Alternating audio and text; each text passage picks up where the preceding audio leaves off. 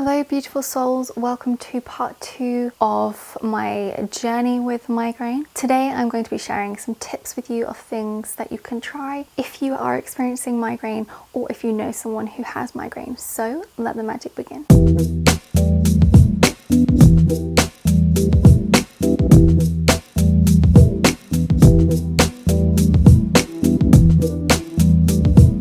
So today I'm going to be sharing some tips with you that I have tried, some of which I found useful, some of which I haven't, but I still want to mention them because, as I've said in my previous video, migraine is very individual to you. So the things that haven't worked for me might work a treat for you, and the things that have worked a treat for me might not work for you. That's okay. Really take what resonates in this video and let go of what doesn't without judgment towards yourself or myself or anything like that. Just let that go. If I say something and you try it and it doesn't work, it's okay. It might not be the right time, or it might just not be the right thing for you. That's okay. I have quite a few tips to share with you, so I am going to go through them quite quickly, and I will try and timestamp everything below. I'm sure there'll be quite a lot, but I will try and do that for you so you can just click ahead to each thing and see what works for you. I'm also going to be sharing a couple of Instagram people who I follow who talk about migraine, who I think are great, and I've learned pretty much everything I know about migraine from them. So I will put those in the description box as well, so you can just head on over and follow them and see what they're about if you are interested. If it doesn't resonate with you, that's totally fine. There's so many people out there who are talking about migraine or chronic illness, right? Okay, so my first tip for you, if you are experiencing migraine or any kind of chronic pain or chronic illness, is acupuncture. This is something I absolutely swear by. I definitely notice if I don't have it. I definitely feel worse if I don't have it. I use it to balance my hormones, but also I can use it for stress or anxiety or whatever else is going on. There's loads of uses with acupuncture. I think it's great. It will take probably more than one session to work if you like. So, don't go expecting a miracle cure, but definitely go with an open mind. I'm not a fan of needles, by the way, but I actually find acupuncture fine because firstly, it's not drawing something out or putting something into my body that's uncomfortable. It's actually just putting this very hair fine type of needle in you, which is totally safe. It's only going a few millimeters into the skin, and it's just helping to move the chi around. So I actually find it really great. You can use it for pretty much anything, but I would definitely recommend it as hopefully a monthly thing for you to support you as you overcome chronic pain or migraine. The next thing I want to share with you is this. This is a TENS migraine pain reliever. I got this from Lloyd's Pharmacy. If you are in another country, there is stuff like Cephalí that you can try, but essentially you have this which you stick on your forehead, and then you stick this little gadget on top of it. It just has a little magnet that literally magnetizes it to that, and this has 3 settings. So the first setting is an hour long, and the second setting is 20 minutes, and that's more of like a preventative thing, which is probably what I'll use after I finish filming today because I have done quite a lot of filming. And the third option is a shortened version of program 1. You can control the intensity. It definitely feels really weird when you first start using it, or sometimes it can feel quite intense, so you just press the button once after you selected your program and it will beep to let you know that it's going to keep the intensity at that level. So you don't have to have it really intense if you don't want to. Ideally, you want to use that like twice, maybe 3 times a week maximum to prevent migraine. And ultimately, if I just feel like I'm on the edge, or as I say, if I've done something that I know would normally trigger me, I will use it, and then I will usually find that it goes. It's great, it's worth the money. 100% invest in it because it's nice to have something that's medication free, hands free, and you can use it as a time to like go and lie down and meditate, or just listen to some podcast or something, just to chill out for a bit, which is really nice. So definitely would recommend it. The next thing I'm going to recommend is supplements. Please do be mindful of your supplements. I am not a nutritionist or a doctor. You may want to see a nutritionist or a doctor. However, what I do know that works is, firstly, magnesium is great for migraine. I take magnesium every other day. That's just what I like to do. I like to alternate that between that and the vitamin tablet that I take. With magnesium, it can have a laxative effect, and it can take several months, like 3 to 6 months, to really have an impact. Be patient with that, allow it to take its time, and find the right thing for you. I tried one that was tablet form and it just did not agree with me, so I stopped taking that, and I'm now taking a Floridix liquid magnesium. Yes, it's not as strong, but it is something that is going into my system that is helping, right?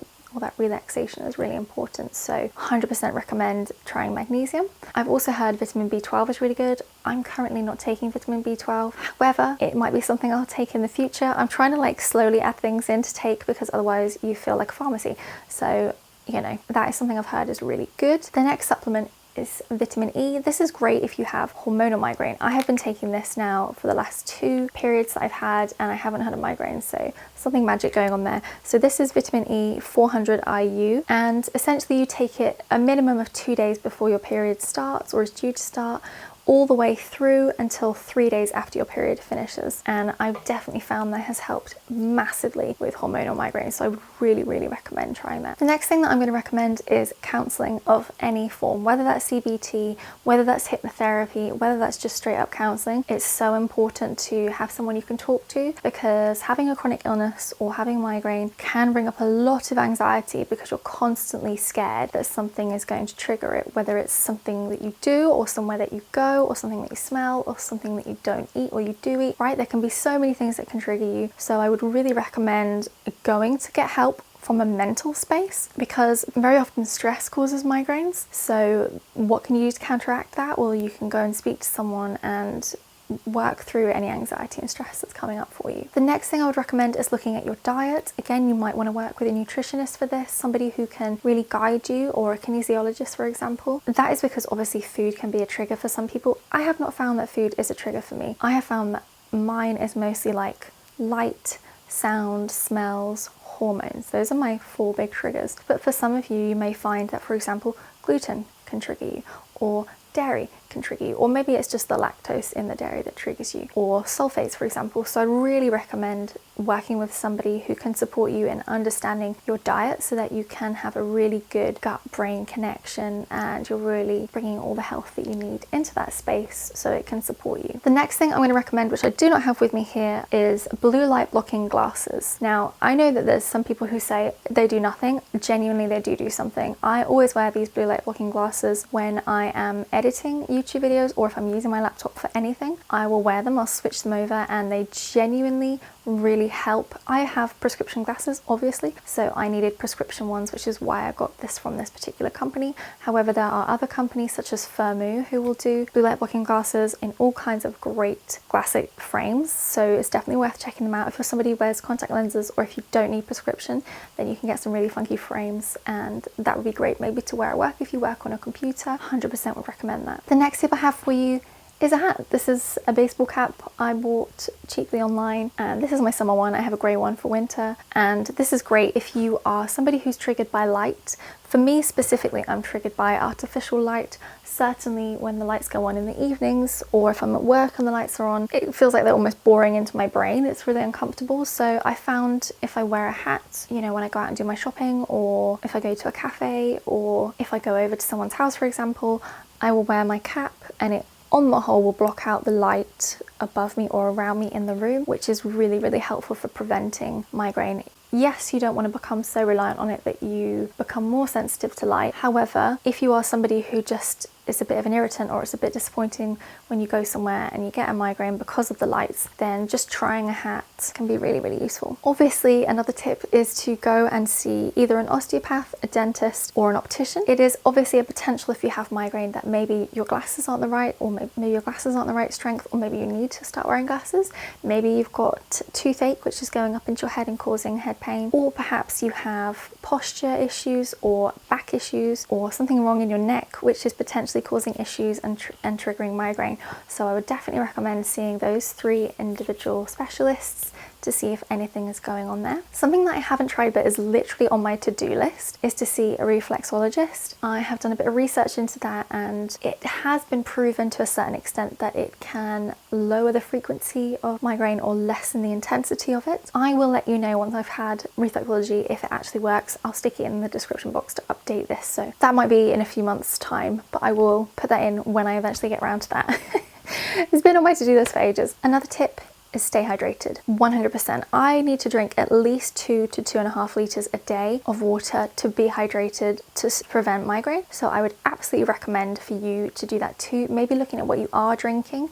Obviously you want to be mindful of things that are really sugary can trigger. So you might want to have more water and more herbal teas. Looking at your intake of caffeine, again, can be something to think about. I don't drink coffee, I don't drink caffeinated drinks, so I don't need to change that part of my diet. I don't drink alcohol, so I don't need to change that part of my diet. However, if you do, you might want to look into maybe trying something with fewer sulfates or having decaf instead of caffeinated to see if that supports you. I know it can be really important to keep your blood sugar quite level, so I tend to eat every 3 hours minimum, even if it's just something like a healthy snack that I can have or a biscuit. I mean, it really will depend what's on hand at the time, but I find if my stomach is empty, that can be quite a strong trigger for me, and usually if my stomach is empty, I'll become more sensitive to smell, and therefore that's like a warning sign for my body to say, hold up, Marilise, you need to eat something because you're empty and you could get a migraine. So I will definitely try to eat every few hours to support myself with prevention. Many people will recommend essential oils such as peppermint oil or lavender oil. You can certainly use those in your room, or you can drop them in your bath. They can be things that can be really helpful smell wise. Lavender is a really good smell for kind of calming that trigger down, if you like, for me, so that might be something that works for you. Other times I feel like those smells are way too strong for me and I just can't cope with them, and I just steer clear from them. Something else that I would recommend if you do get hyperosmia like me, or you are just a little bit prone to smell, is I've actually bought myself some swimming nose clips. I was initially just sticking tissue up my nose when I knew that there was a strong smell around.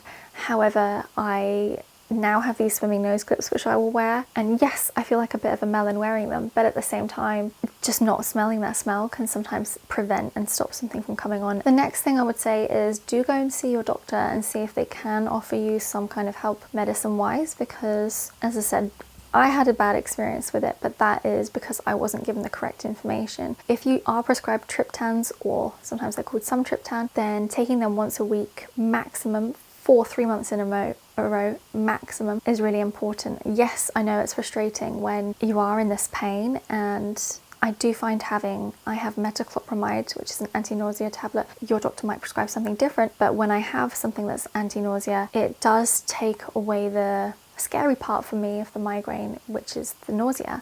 Yes, the pain is horrible, but the nausea, I'm really petrified of that. So sometimes I'll find that if I can take that, then it'll ease that, and like it's a compromise almost, right? So I would also really recommend insisting that your doctor refer you for an MRI, because it really puts your mind at ease quite a lot. So I would definitely say insist.